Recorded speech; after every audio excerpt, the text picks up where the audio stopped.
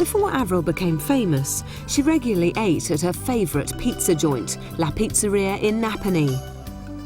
Bill Cosmopoulos is the owner.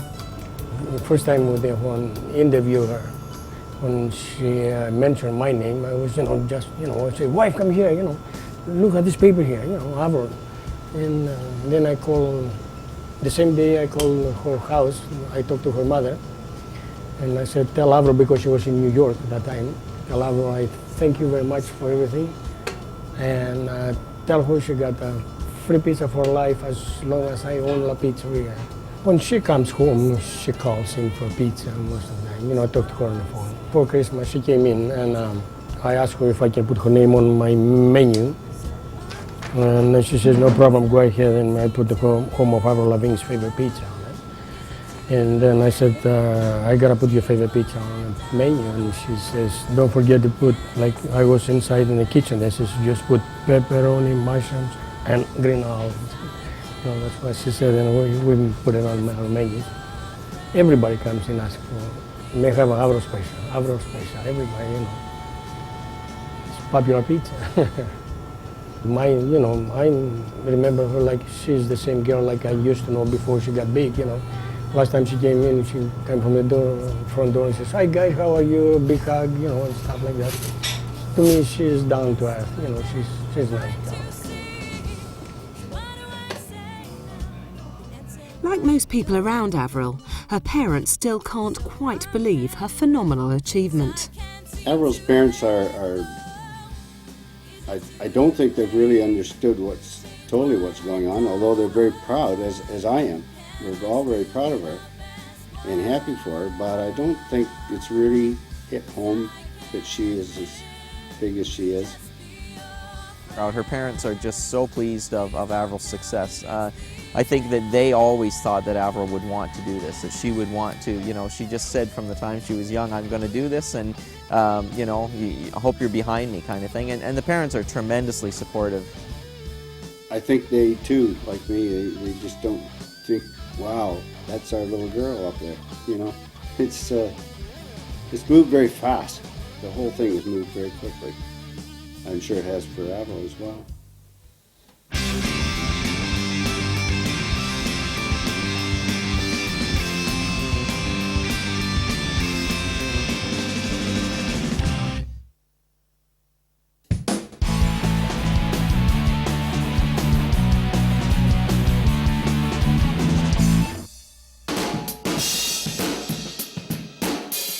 By music industry standards, one album and a few singles doesn't ensure longevity.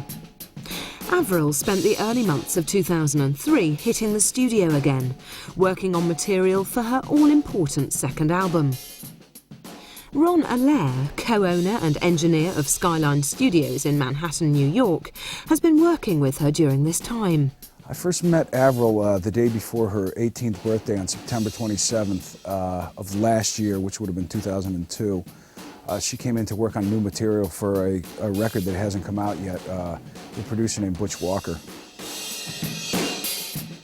My first impression of her was that she was pretty serious about what she was doing, and that she knew that she had a task before her. And at the same time, she was going to be working with a producer that she had looked up to. One of the reasons she wanted to work with Butch was because of his record that he had done for their record company, Arista Records, that they're on together.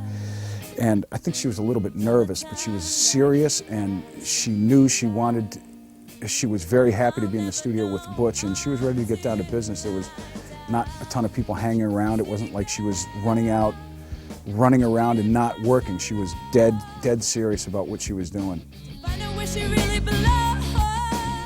Seeing her in a recording studio, it kind of runs the gamut of the emotions that you see people going under, especially an artist like that, where her record was huge when she came in here. And she comes in here and she's being dead serious about getting work done. But then the next day was her birthday, so I could hear her on the phone with her friends and family, where she's just a normal person. And then you see her working very hard, and then at the same time having to be a star. And so seeing all the different hats that she had to put on at any one time, it's just an amazing thing for anybody to be able to handle, let alone somebody who is that young. She's pretty amazing. She's pretty amazing. I could tell she was definitely serious, and she does have a drive. She had an amazing work ethic. She and Butch were writing songs together, and she was just crunching up in a room by herself, sitting there writing lyrics into her notebook and handing them to Butch, and Butch saying, I don't know about that. And she'd go back and she'd be writing lyrics and just working on it until they felt comfortable that this is what she wanted to say, and that it was going in the right direction. Also, at the same time, she's surrounded with people that are looking out for the best interest of her, and she knows their strengths and when to delegate, but she also knows when she has to get down to business. But it's basically her vocals are going on it, and her vocals, her face, it's her band, it's her record. She's completely involved, just everything. But she knows when to delegate and what not to stress over, and also when to ask other people's opinions musically, and which is very important. It's very important to be able to, because music is a sharing thing, and she did that very well. Still together, but all alone, and I don't see anything changing anytime soon.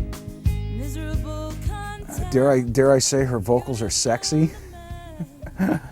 You know, she's cutting vocals as a 16 or 17-year-old, and some of the emotion that comes out of it when I'm, the mode that I get to listen to the stuff in is much more microscopic than you would be able to hear with a whole band around it, and all the little different, just all little different flutters and emotions and stuff that doesn't necessarily come out in the mix of the record that we as engineers are absolutely trying to come out. When you have a rock band blaring underneath it, sometimes that stuff does not come out. So when hearing that kind of emotion, I'm able to hear some of that sort of stuff going on, and I think it's very sexy. It's very sexy. She definitely has a sexy voice. No two ways about it.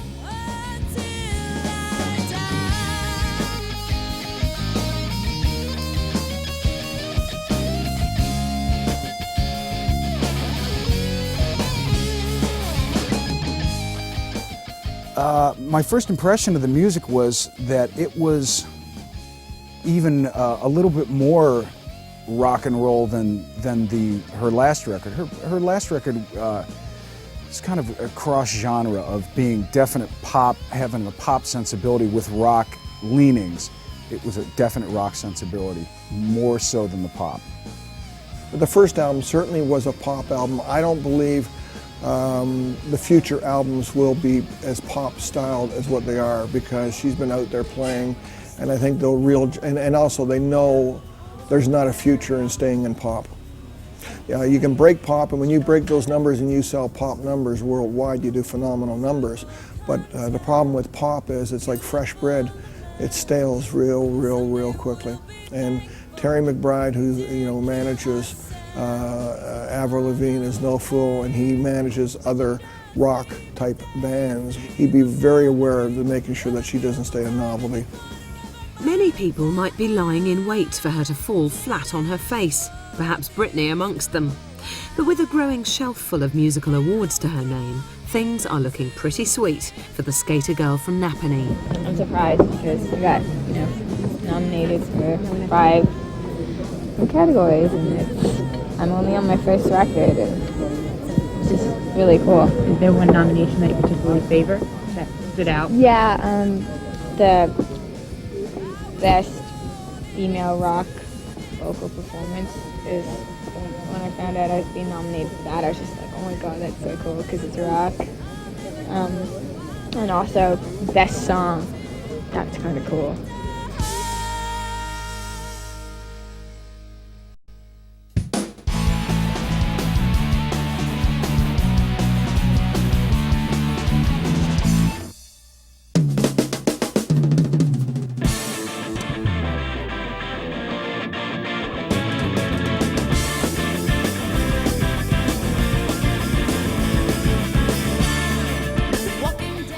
Lavigne's success signals that bubblegum pop's sticky hold is finally slipping.